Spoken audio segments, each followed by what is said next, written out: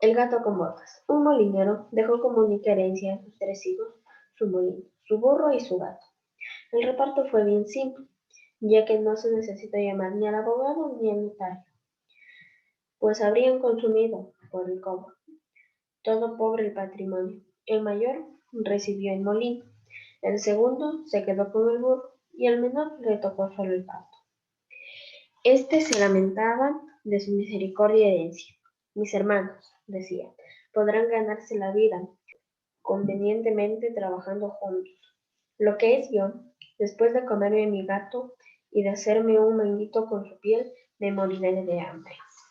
El gato, que escuchaba estas palabras, pero se hacía el desentendido, le dijo en tono serio y pausado: No debes afligirte, mi señor, solo tienes que proporcionarme una bolsa y un par de botas para poder andar entre los matorrales, y verás que tu herencia no es tan pobre como piensas.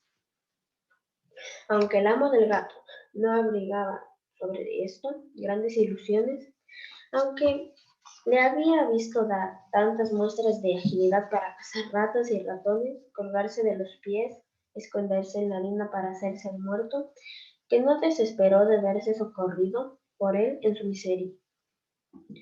Cuando el gato tuvo lo que había pedido, se calzó las botas y echándose la bolsa tras el cuello, sujetó los cordones de esta con las 2 patas delanteras y se dirigió a un campo donde habían muchos conejos.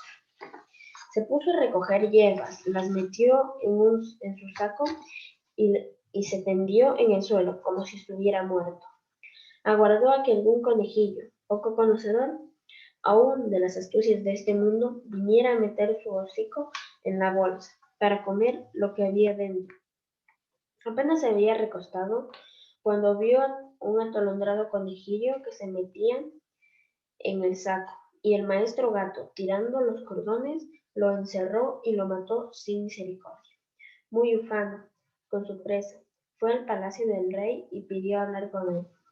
Lo hicieron subir a los aposentos de su majestad, donde al entrar hizo una gran reverencia ante el rey y dijo: He aquí, majestad, un conejo de campo que el señor marqués de Carabás, era el nombre que le inventó a su amo, me ha encargado obsequiarle de su parte. Dile a tu amo, respondió el rey, que le doy las gracias y que me agrada mucho. En otra ocasión se ocultó en un trigal, dejando siempre un saco abierto, y cuando en él entraron 2 perdices, tiró de los cordones y las cazó. Fue enseguida a ofrendarlas al rey, tal como había hecho con el conejo de campo. El rey recibió con agrado las 2 perdices y ordenó que le diesen de beber. El gato continuó durante 2 o 3 meses llevando al rey obsequios de parte de su amo. Un día supo que el rey iría a pasear a las orillas del río con su hija, la más hermosa princesa del mundo, y le dijo a su amo: Si sigues mi consejo, tu fortuna estará asegurada. Tienes que bañarte en el río, en el sitio que te mostraré, y enseguida yo haré lo demás. El marqués de Carabás hizo lo que el gato le aconsejó, sin saber de qué serviría. Mientras estaba bañando, el rey pasó por ahí, y el gato se puso a gritar con todas sus fuerzas: ¡Socorro, socorro! El señor marqués de Carabás se está ahogando. Al oír el grito, el rey asomó la cabeza por la porteza y reconociendo al gato que tantas veces le había llevado obsequios, ordenó a sus guardias que acudieran rápidamente a socorrer al marqués de Carabás. Mientras sacaban del río al pobre marqués, el gato se acercó a la carroza y le dijo al rey que cuando su amo se estaba bañando, unos ladrones se le llevaron sus ropas, a pesar de que él, al verlos, gritó con todas sus fuerzas: ¡Auxilio, ladrones, auxilio! El pícaro del gato las había escondido debajo de una enorme piedra.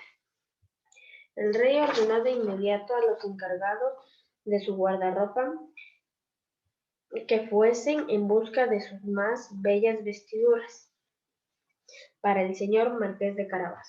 El rey le hizo 1000 atenciones, y como el hermoso traje que le acababan de dar realzaba una figura, ya que era puesto y bien formado, la hija del rey lo encontró en su agrado, Bastó que el marqués de Carabas le dirigiera 2 o 3 miradas sumamente respetuosas y algo tiernas, y ella quedó locamente enamorada. El rey quiso que subiera a la carroza y lo acompañara en el paseo. El gato, encantado al ver que su proyecto empezaba a resultar, se adelantó y, habiendo encontrado a unos campesinos que segaban un prado, les dijo: Buenos segadores, si no dicen al rey que el prado que están segando es del marqués de Carabás, os haré picadillo como carne de budín. Cuando el rey preguntó a los segadores de quién es ese prado que estaban segando, es del señor marqués de Carabás, dijeron a una sola voz, puesto que la amenaza del gato los había asustado. Tienes aquí una hermosa herencia, dijo el rey al marqués de Carabás. Verá, majestad, es una tierra que no deja de producir con abundancia cada año. El maestro gato, que iba siempre adelante, encontró a los campesinos que cosechaban y les dijo: Buena gente que están cosechando, si no dicen que todos estos campos pertenecen al marqués de Carabás, os haré picadillo como carne de budín. El rey, que pasó momentos después, quiso saber a quién pertenecían los campos que veía. Son del señor marqués de Carabás, contestaron los campesinos. Y el rey nuevamente se alegró con el marqués. El gato, que iba delante de la carroza, decía siempre lo mismo a todos cuantos se encontraba. Y el rey estaba muy asombrado con las riquezas del señor marqués de Carabás. El maestro gato llegó finalmente ante un hermoso castillo, cuyo dueño era el ogro más rico que jamás se hubiera visto. Después de todas las tierras por donde habían pasado eran dependientes de este castillo. El gato, que tuvo la preocupación de informarse acerca de quién era este ogro y de lo que sabía hacer, pidió hablar con él diciendo que no había querido pasar tan cerca de su castillo sin tener el honor de hacerle la reverencia. El ogro lo recibió en la forma más cortés que puede hacerlo y lo invitó a descansar. Me han asegurado, dijo el gato, que tienes el don de convertirte en cualquier clase de animal, que puedes, por ejemplo, transformarte en un león, en elefante. Es cierto, respondió el ogro con brusquedad, y para demostrárselo, verás cómo me convierto en león. El gato se asustó tanto al ver un león delante de él que en un santiamén se trepó a las canaletas, no sin pena ni riesgo a causa de las botas, que nada servían para andar por las tejas. Algún rato después, viendo que el ogro había recuperado su forma primitiva, el gato bajó y confesó que había tenido mucho miedo. Además, me han asegurado, dijo el gato, pero no puedo creerlo, que también tienes el poder de adquirir la forma del animal más pequeño. Por ejemplo, que puedes convertirte en un ratón, en una rata. Te confieso que eso me parece imposible. ¿Imposible? Repuso el ogro. Ya verás. Y al mismo tiempo que dijo eso, se transformó en una rata, que se puso a correr por el piso. Apenas la vio, el gato se echó encima de ella y se la comió. Entretanto, el rey, que al pasar vio el hermoso castillo del ogro, quiso entrar. El gato, al oír el ruido del carruaje que atravesaba el puente levadizo, corrió y le dijo al rey: Vuestra Majestad, sea bienvenida al castillo del señor marqués de Carabás.